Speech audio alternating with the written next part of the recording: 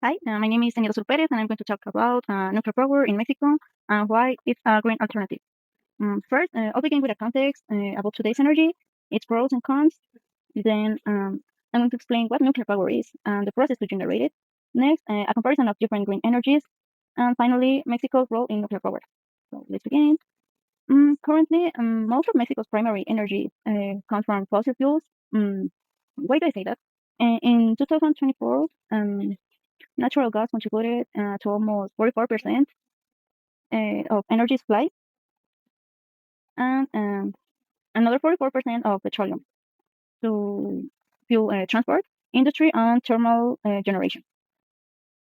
So, of course, only the 22% of these consumptions come from renewable sources such as wind, hydroelectric, nuclear, solar, and others. So, as you can see, there's a big problem here. But what's the problem? Why is it a problem? We check the pros and cons about using petroleum and natural gas as our principal energy sources. So, if you remember, I said that petroleum supplies transport, industry, and thermal generation. And these greenhouse gas emissions in Mexico in 2022 are measured in millions of carbon dioxide equivalent. So, considering this pie chart, the more we use the petroleum and the natural gas, the more greenhouse emissions we have because they mainly come from the energy sector, heat sector, transport, industrial process.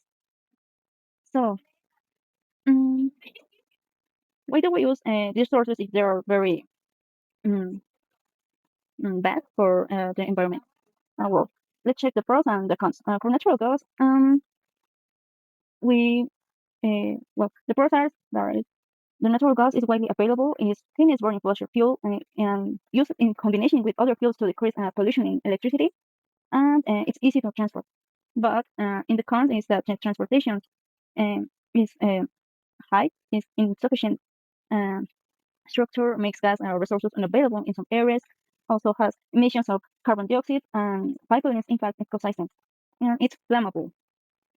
Petroleum, there's more cons than pros, but uh, of course, for pros, it's efficient transportation fuel, it's economical to produce, and it's easy to transport, but in the cons, it has high carbon dioxide emissions, it's found in limited areas, it's a finite energy resource, and it's very possible to impact the environment from drilling or transporting. But we use it because the economy, not because it's the best way to generate energy. So what nuclear power is? Okay. This energy is in the nucleus or core of an atom, and we produce nuclear energy by fission, nuclear fission. We split apart uranium atoms in a control miner and this creates heat energy. And this heat energy boils water that is in power plants reactor's core. And the steam of this boiled water turns a turbine that generates electricity. There's a joke between physicists because I'm a physical engineer, and we say that nuclear energy is like boiling water. What are the pros and cons? Well, it has no direct emissions of carbon dioxide. It's efficient and transforming energy into electricity. The uranium reserves are abundant and it's refueled yearly. But it has higher capital costs for safety, containment, waste, and storage. Also, it's a problem of long-term storage of radioactive waste, and the hot wastewater harms aquatic life and potential spread of nuclear weapons. So let's do a comparison of different green energies. Well, I will focus only in solar, wind, hydroelectric, and nuclear because I consider they as green and they are the most used in Mexico. So except for nuclear, all are renewable. All of these have low emissions of carbon dioxide. Nuclear is zero in production. The generation cost for solar it's low, and for wind, but for hydroelectric and nuclear are not that as cheap as the first one. Dispatchability. What dispatchability is? Is the ability of an energy resource to be turned on or turned off. I will explain better in the next slide. But this is related to a capacity factor that is a measure that tells how productive a power plant is.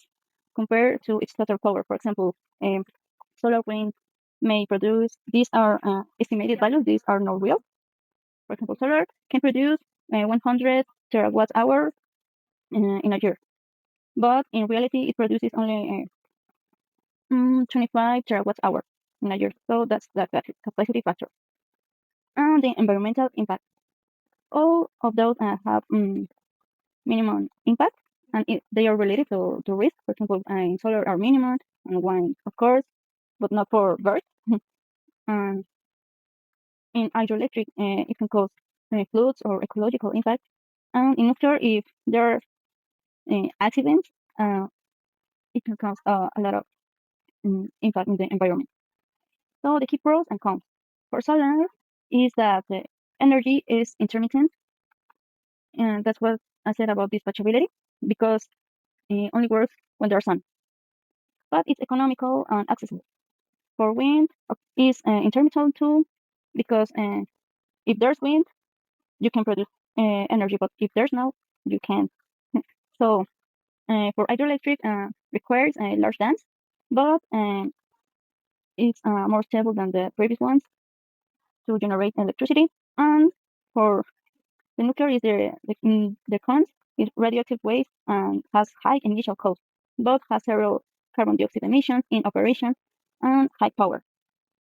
So, what's Mexico's role in nuclear power? Mexico has two nuclear reactors located in Laguna Verde, Veracruz. They are both owned and operated by CFE, the Federal Electricity Commission. The unit one started in 1989, and the second one 5 years later. It generates only the 1.3% of Mexico's electricity. Yeah, I think it's very, very low comparing to other sources.